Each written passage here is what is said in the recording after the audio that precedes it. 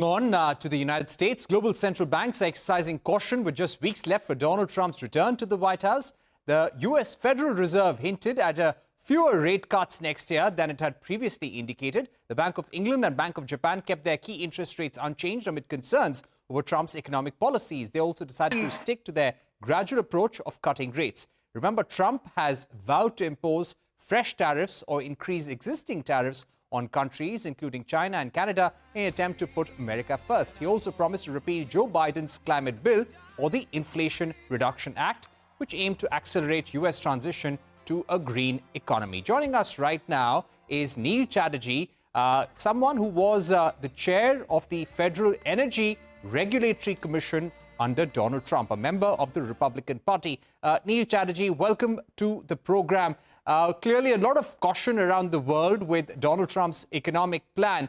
But first of all, do you think it would be prudent to repeal the Inflation Reduction Act, which has given subsidies to U.S. businesses, and many of them are looking for continued support from the U.S. government to transition to a clean economy and also bring manufacturing closer home? Yeah, look, I actually think that the conventional wisdom about how energy policy will be handled in the second Trump administration is wrong. I actually think that once the leaders of the new administration are seated, they were going to very quickly recognize the challenges that energy will present, because we need in the United States of America to win the AI race against for national security purposes. And in order to win that AI race, it's going to require a tremendous amount of energy to power AI. And I think that energy is going to have to come from all sources. And so repealing components of the Inflation Reduction Act that are stimulating energy growth in the country is not in the U.S.'s interest. And I think lawmakers will quickly recognize that. All right. Now, your outlook on the U.S. energy sector, do you expect volatility as President Trump takes over and things would settle down in the months to come? What about the U.S. transition to clean energy, the electric vehicle transition that we're looking at? Yeah, look, I think market forces will drive a lot of that. I think what President Trump will provide is certainty and stability. I think one of the challenges and frustrations that we saw the past 4 years with the Biden administration is they often sent conflicting signals. On the one hand, they said, we are going to support our European allies with liquefied natural gas exports.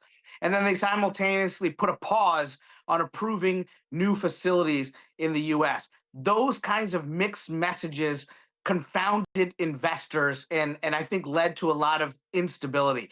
I think President Trump coming in, focusing on American energy dominance will have a positive effect in that it will encourage investment in energy, in all forms of energy, because there will be certainty. And then I come back to this idea that the growth in demand for electricity that will be driven by AI will be unprecedented in the U.S.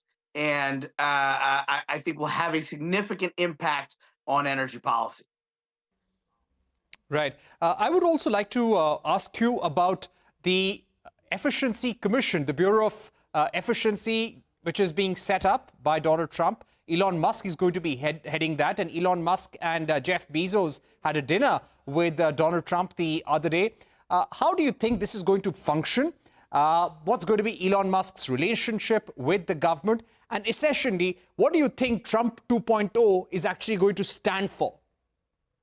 So what they're looking to do with the DOGE, the Department of Government Efficiency, is Elon Musk and Vivek Ramaswamy are looking at ways to cut spending and to shrink the federal bureaucracy. And the hope is that that will unburden the American economy and help it to thrive. And I'm optimistic to see how they will approach this and what they'll be able to do. Look, most civil servants in the U.S. are patriots who work to help our country, but there can be greater efficiencies. And I think having two tremendously successful business people take a closer look at how to make American government more efficient is an excellent idea. Right. Neil, speaking to you about ties with India, when we speak to diplomatic sources on both sides, they say that immigration, defense, trade, artificial intelligence are going to be perhaps the four major priorities of Donald Trump. Keeping that in mind, and also immigration, let's not forget that. How do you think Donald Trump is going to approach his relationship with India, and what will Trump want from India in return? Yeah, look, I think if you look back to the last Trump administration, he had a wonderful relationship with India. I served as chairman of the Federal Energy Regulatory Commission. I actually went to India 4 times during my tenure there in my official capacity, meeting with my counterparts at CERC and the PNGRB and within the government, and really focused on helping India. We were providing guidance on how we design power markets in the U.S. and how India could learn from our example and design markets to enable the Indian energy economy to thrive. The president met with Modi. He traveled to India himself. He had Modi with him in the U.S. He hosted all of the Indian American appointees in the administration for Diwali every year. He really took seriously the relationship between the U.S. and India. It was a very good partnership, and I definitely expect that it will continue for the next 4 years. All right. Thank you very much, Neil Chatterjee, for joining us on Global Eye, giving us your view on the India-U.S. relationship under Donald Trump. And let's hope that you are back in the U.S. administration as well. We remember speaking to you during your term as chair of the FERC here in India. Thanks once again for being with us. For having me. On that note, we take a short break here on Global Eye, but coming up on the other side, an exclusive interview with Spain's ambassador to India, Juan Antonio March Pujol. This will be on Spain-India defense relations and what next, how the two countries can possibly work together on the P-75I submarine project.